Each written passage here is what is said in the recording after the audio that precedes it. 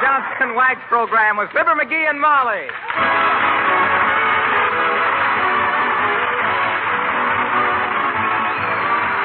The makers of Johnson's Wax and Johnson's Self-Polishing Glow Coat present Fibber McGee and Molly, written by Don Quinn, with music by the King's Men and Billy Mills Orchestra.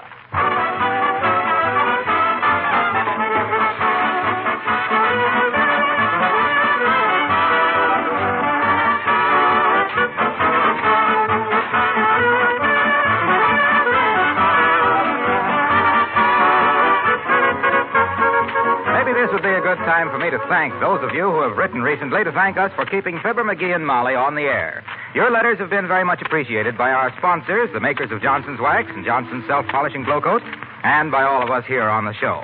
We sincerely hope this program will continue to entertain you every Tuesday night for the entire duration and long after. The makers of Johnson's Wax feel a distinct obligation to continue the show, in spite of such problems as packaging, labor and material shortages that every manufacturer has to contend with these days. In spite of the large volume of special Johnson's Wax finishes that are going directly or indirectly into war work. The management of S.C. Johnson & Son have made it clear to all of us that the program should be made as helpful as possible to the war effort, not only as entertainment, but also as a means of giving you valuable service information. We shall certainly carry on with that thought in our minds.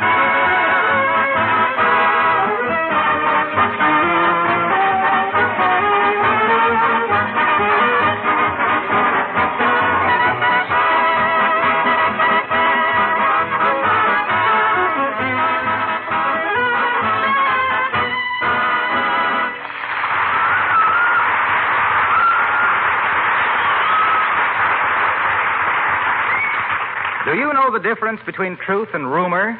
A truth has only one father, but a rumor is adopted by thousands. We will now witness some adoption proceedings by the squire of 79 Wistful Vista, who is walking along minding his own business.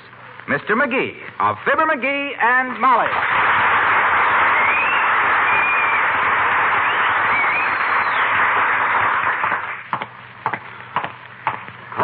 Had a little pony and his name was Chief. Now he's on the menu as barbecued beef. Hey, McGee! Wait a minute! Hey, McGee! Huh? Oh, hi, Joe. What's the matter? Look, McGee, you know what I just heard? No. Well, I just heard that we were going to have a rubber pony next door. And he was talking about it. He was talking about it. He was talking about it. My gosh, Joe. Are you sure? Absolutely. Not many people know it. I'm only telling a few of my best friends. Gee whiz. Well, thanks a lot, Joe. I'll see you later.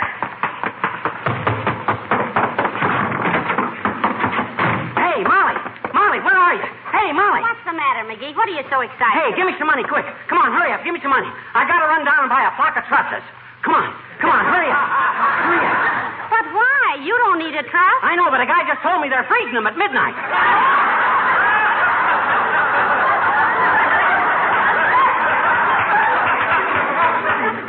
Listen, dear, for goodness sake, calm yourself. Huh? If we're going to rush out and buy things we don't need just because there might be a shortage of them, why don't we stock up on flandeckers? We got lots of... What's a flandecker? Well, that's a little gadget that fits over the mouth of a rumor monger to keep him from blowing his top. Now, come on down the basement. I need your help. Doing what? The washing machine has gone haywire. It's throwing laundry all over the cellar. And it hit me in the face with the shirt. One of my good shirts? Never mind the shirt. Have a little sympathy for me. Now, come on. What seems to be the matter with the washing machine? Well, after serious consideration, I've come to the conclusion that it won't run. Oh. Shucks, I'll have this thing running in no time. Now, let me see. Gearbox probably needs adjusting. Where's the monkey wrench? I don't know. Anyway, I tried adjusting the gearbox. I don't think that's it. I think this machine is just dying of old age. Impossible. It was guaranteed for a lifetime. Sure, and the company that made it went out of business in 1912. This particular model went out of style with a mustache cup and the ankle-length bathing suit. Well, let me take a whirl at her. Where's the switch? Right there on the side. I got it. Let's see. Oh! Hey. Look out, McGee. It's all coming apart. It's throwing wheels. Let it go. Hey, turn it off! Turn it off! I can't. It threw the switch into the fruit cellar. Oh, dear, oh, dear.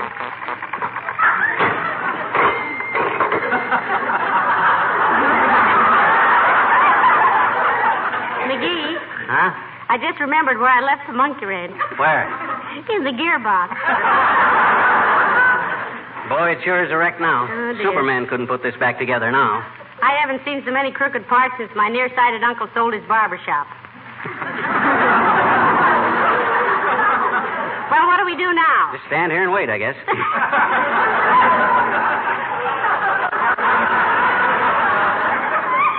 Well, we can't buy a new washer, that's a cinch. I better get these parts together and see if a repairman can make sense out of them. Give me something to wrap them up in. Here's the newspaper, dearie. Thanks. I'll take them downtown and see if I can find... What's the matter? Look, in this newspaper you give me. Here's an ad in the classified. For sale.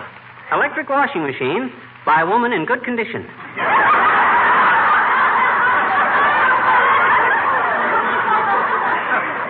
With ringing and ironing attachments.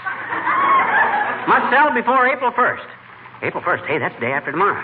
Says telephone Mrs. J. Benchley Mokes. Wistful Vista, 9807. Heavenly days. Talk about coincidences. If this happened on the radio, the listeners would just sneer, wouldn't they? Well, there's a power that watches over me, baby. Come on, let's get on the phone. Dear, I hope we're in time, McGee. You know, these days, no washing machine is going to stand around wringing its pillowcases from lonesomeness. Don't worry. Providence didn't put that paper under my nose just to let somebody else beat me to it. Hand me the phone. Here. Thanks. Hello, operator. Give me Wistful Vista. Hand me that newspaper, man. Okay. Wistful Vista, 980. Is that you, Mert? McGee. We haven't got time for that now. How's every little thing, Mert? There's that. What's say, Mert? Your sister. Studying to be a what? A gunner. What on earth for, McGee? The sailor she's going with wants to be a gunner's mate. Hey, Mert, give me 9807, will you? Huh? Disconnected. I warned you, McGee. There's been so many calls, she shut off her phone. Well, look, Mert, what's the address at that phone number? Oh, I know you ain't allowed to, Mert, but gee whiz, this is... Huh? She is? Okay, Mert, thanks a lot.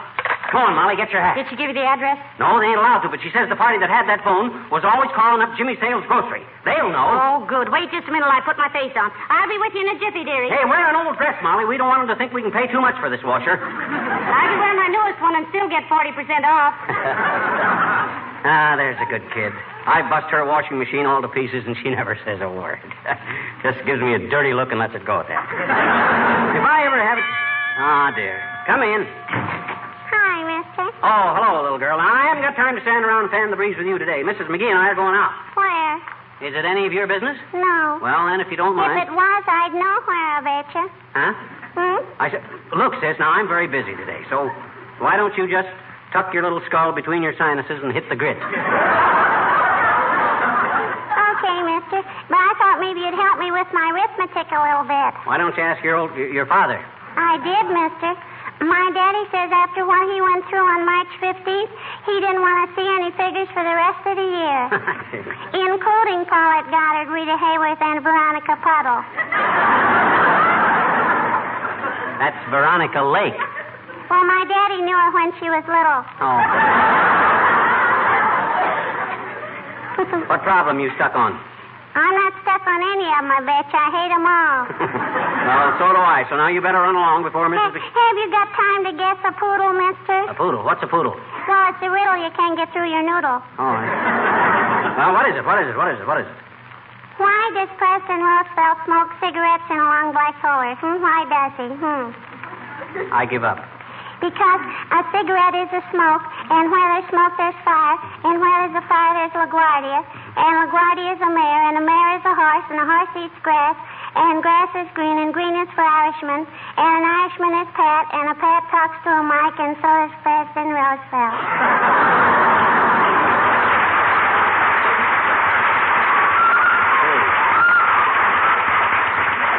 Yeah, but why does he smoke cigarettes in a long black holder? To keep the smoke out of his eyes, silly. So long, mister.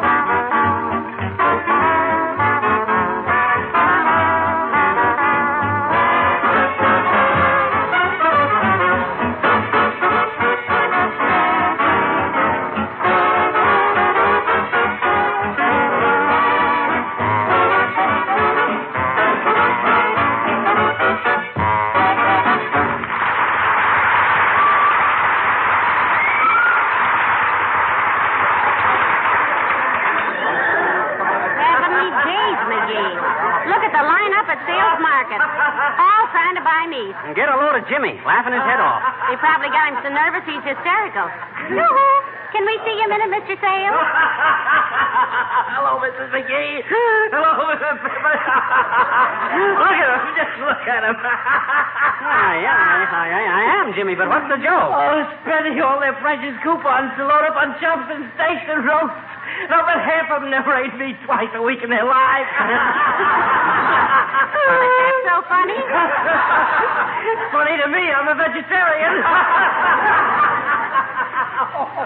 Well, look, Jimmy. If you can control yourself a minute, we want some information. We're trying to buy a washing machine. I'm not the washing machine business, McGee, I'm sorry to say. No, but look. You know, there's an ad in the paper, Jimmy, about a woman who wants to sell one, and the telephone operator told us you knew her. It's Mrs. J. Benchley Mouse. Yeah, where does she live, Jimmy? Where does she live? I don't know, McGee. She doesn't trade with me anymore.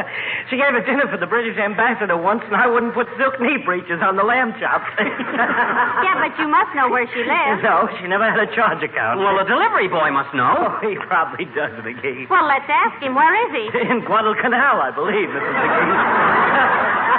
Come on. But I can give you a clue. Mrs. J. Benchley Mokes is a good friend of Mrs. Huffington's. Well, cheers, fellas. Much obliged, Jimmy. Come on, Molly.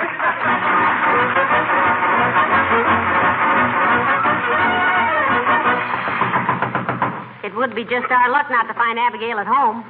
She's so snobbish, she probably won't admit knowing anybody who owns a washing machine. Now, listen, Abigail isn't so bad, McGee. Oh, no? That old dame is so high-toned, she snores like a flute. I mind one time that... Yes? Yes, what? Whom did you wish to see? Look, Snarkins, or whatever your name is. Pigeon-toe your little way into the drawing room and tell old Lady Uppington to draw herself out to the front door. We want to see her. Thank you, sir. And whom shall I announce? Why don't you try announcing Lum and Abner? That'd be quite a contrast for you. Thank you. I shall inform Mrs. Uppington that Mrs. Lum and Abner wish to see her. He ought to study with Dale Carnegie about how to win friends and keep from getting beat up on a dark night. Butlers like him are born, Molly. That codfish expression is hereditary. I'll bet if she... Oh, hello there, Abigail. Well, how do you do, Mrs. McGee? And Mr. McGee. Hi, Uppy. What a surprise this is. Remington told me that Dick and Sade or Amos and Andy or someone wished to see me. No, Lum and Abner, Abigail. Oh. And look, we're on the trail of a washing machine. Now, do you know a woman named Mrs. J. Benchley Mouse? Oh, my dear. I know Mrs. J. Benchley Mouse like my own sister. Oh, gee, you do? Well, who is she? She is my sister. Well, where does she live, Uppy? We got to contact her right away. She had an ad in the paper to sell a washing machine. My goodness. She didn't tell me she was back in town. She usually winters in hot springs, you know. Oh, no, we didn't know. Where does she usually spring? Yeah. Let us know where she's going to fall, too. We'll throw a pillar down for her. No kidding, Uppy. Where does she live? Really, Miss McGee, I hadn't the faintest idea. She takes a new apartment every time she comes back to town, and I hadn't heard from her yet. Isn't the address in the advertisement? No, just a phone number, and it's disconnected. She probably had so many phone calls, she shut it off. Heavenly days, we've just got to get that washing machine, Abigail. Oh, I have an idea, my dear. Her chauffeur lives at 916 Oak Street. He or his wife will know where she is. Oh, your sister look like you, Uppy? Yes, she's my type, I should say. Serious and robust. Oh, we have one of their catalogs. I'd know her in a minute. Come on, McGee, let's go.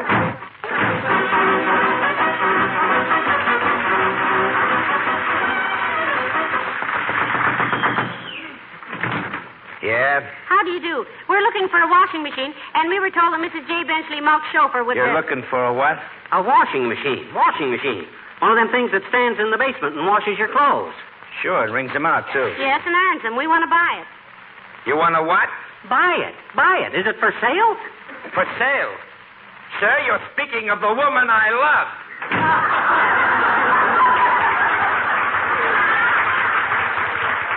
Well, now where, McGee? Hey, I got an idea. Wilcox. What about him? He knows every woman in town from Sullivan Johnson's Glow Coat. He'll know how to find Mrs. J. Benchley Maltz.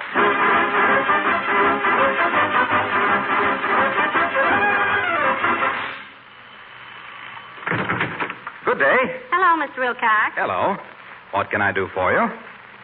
Oh, how do you like that? What could he do for us? Look, Junior. I'm afraid you have the advantage of me, sir. Have we met? Have you met? Why, you've been bumping noses every week for 8 years.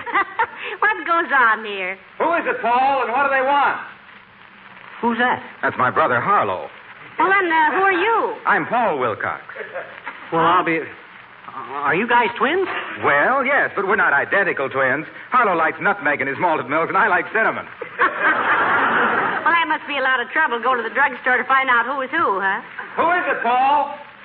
Who is it? Mr. and Mrs. Fibber McGee, Paul. It's Mr. and Mrs. McGee, Harlow. What do they want? What was it you wanted? Can little Harlow come out for a minute?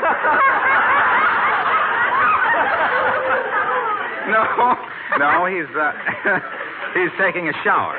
Anything I can do for you? Won't you come in? No, thank you, Paul. We're trying to find a Mrs. J. Benchley Maltz. She advertised a washing machine for sale, and... Hey, Harlow, they're trying to find a Mrs. Maltz. Oh, she's the one I told you about, Paul. Sell Fibber and Molly. Who? Fibber and Molly. Fibber and Molly, that's Mr. and Mrs. McGee. Oh, yes, Harlow was telling me... Yes, Harlow was telling me about a Mrs. Maltz this morning. It seems that she had just been in her new place a very few days, and the linoleum was in pretty bad shape. And Harlow was telling her how Johnson's self-polishing glow coat would make it look practically new again and bring out the original colors and how it would look Yes. We know about glow coat, Paul. Yeah. These guys are certainly twins, all right. They only got one subject of conversation between them.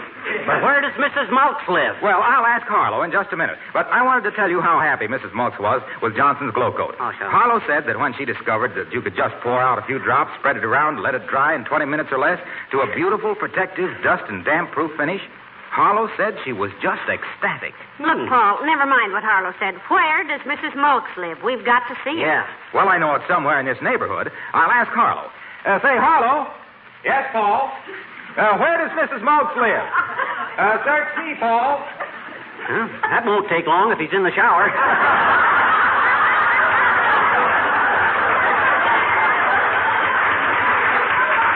Why don't he come out here? Hey, Harlow! What are you... Oh, wrong. I lost Paul here someplace.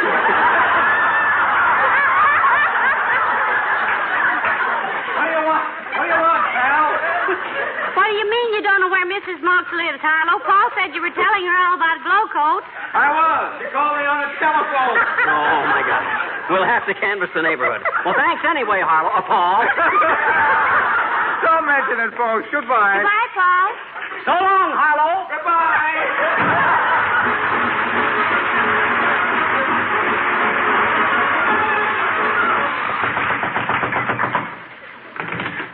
Yes. Does Mrs. J. Benchley Maltz live here? Yes. Hot dog at last. Has she got a washing machine for sale, Bud? Yes. Is it in good condition? Yes. Well, will she take $10 for it? Yes. What? She will? Yes. What make washing machine is it, Bud? Yes. What? Yes. Now, look, Bud. This must be Mrs. Maltz. Look, Mrs. Maltz. I am not Mrs. Maltz. I am Mrs. Fatowski, and don't pay any attention to what my husband says. He's just learning English, and all he can say is yes. Come, Stanislaus. Yes.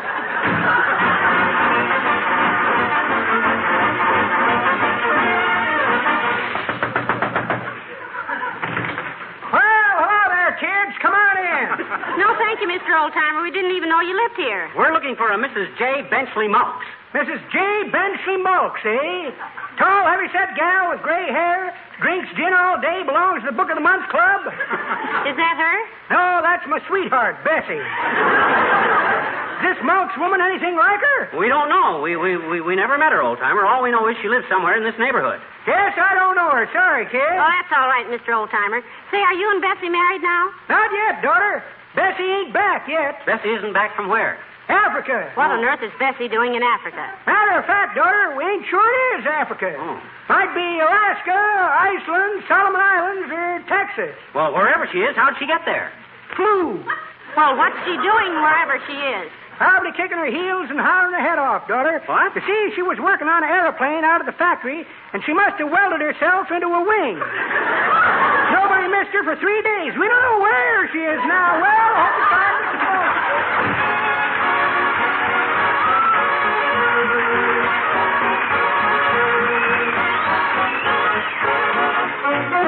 The King's Men sing I'm an Old Cowhand. Step aside, you ornery tender feet, whilst I sings my song. I'm an old cowhand from the Rio Grande, but my legs ain't bowed and my cheeks ain't tanned. I'm a cowboy who never saw a plow, never roped a steer, never milked a cow, and I sure ain't fixin' to start in now. Yippee-I-O-ki-yay, yippee-I-O-ki-yay. I punch cattle when they're fried in the pan. I can hardly tell beef from pork, except on Tuesday. The only leather I ever pulled was in the subway in New York. Oh, get along, little doggy, get along. Old cowhand, Rio Grande. Learn to ride, or I learn to stand. I'm a character tougher than an Arkansas mule. Never missed on the draw, never lost a duel. And the horse I ride is a drugstore stool. Yippee! Ki-yay. I'm an old cowhand from the Rio Grande. And I love the plain and the desert sand. I know all the songs that the cowboys know, but the big corral where the doggies go. 'Cause I learned them all on the radio. Yippee-I-O-ki-yay, yippee-I-O-ki-yay, yippee-I-O-ki-yay, yip, yip, yip, ki-yay.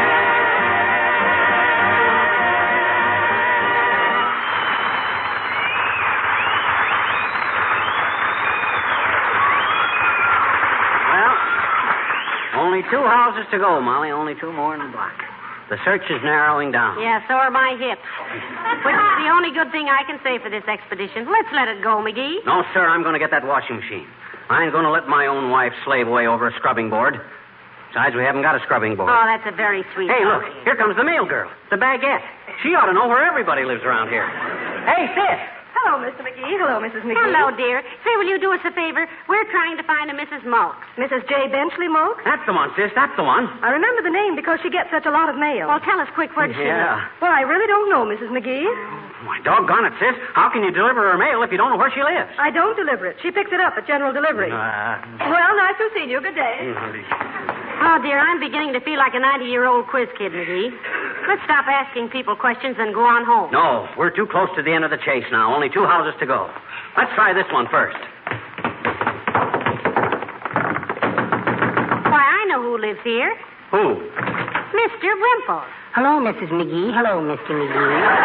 Won't you come in? No, thanks, Wimp. We got to keep going. Look, do you know where a Mrs. Mulks lives? Mrs. J. Benchley Mulks. Why, of course I do, Mrs. McGee. Oh, fine. Minnie Mulks is in one of Sweetie Face's physical torture classes. You mean physical culture, Wimp? I know what I mean, Mrs. McGee. My goodness. You should see all those women in their sweaters and bloomers lined up doing their exercises. Mm-hmm. I took a candid camera picture of them once through a window. Say, I'd like to see a print of that sometime, Mr. Wimple. Oh, I haven't got the negative anymore, Mrs. McGee. Oh. The ladies chipped in and bought it from me for $200.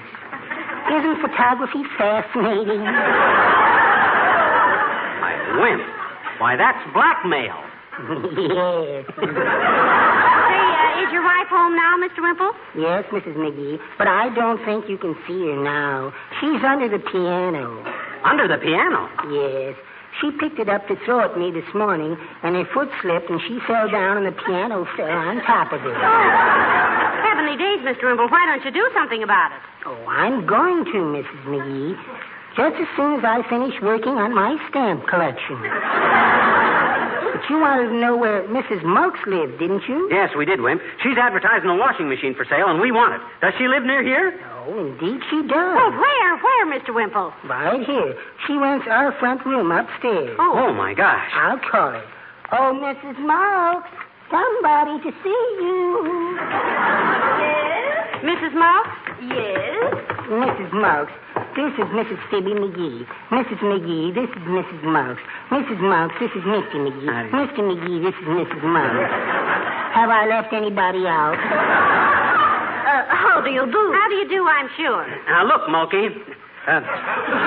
We want to buy your washing machine. My what? Your washing machine that you advertise in the paper. Show the paper, dearie. Here's your ad right here. You say you got to sell it before April 1st. Are we in time? Well, no, Mr. McGee. Oh. You're just a little late. Oh. If you look at the date on that paper, it's March 28th, 1941.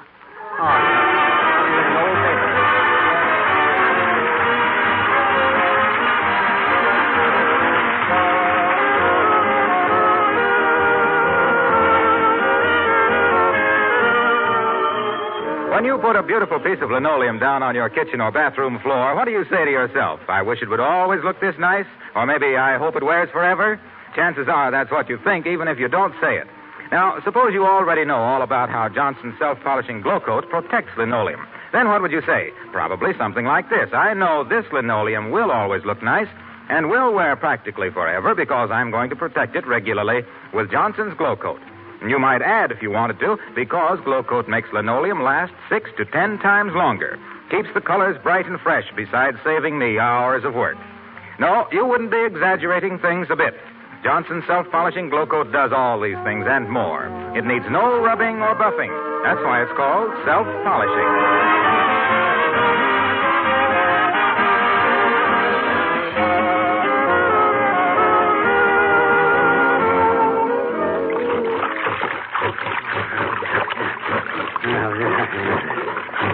Oh, hey, Molly. Yes? Isn't bluing supposed to make clothes white? Yeah. Well, then you got the wrong kind. I've used 3 bottles, and these sheets are getting darker all the time. 3 bottles. Good night. Good night. Good night, all.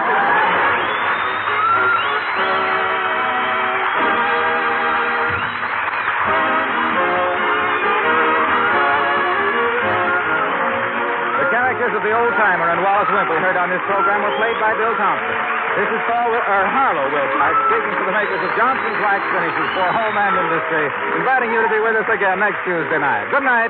This program has come to you from Hollywood. This is the National Broadcasting Company.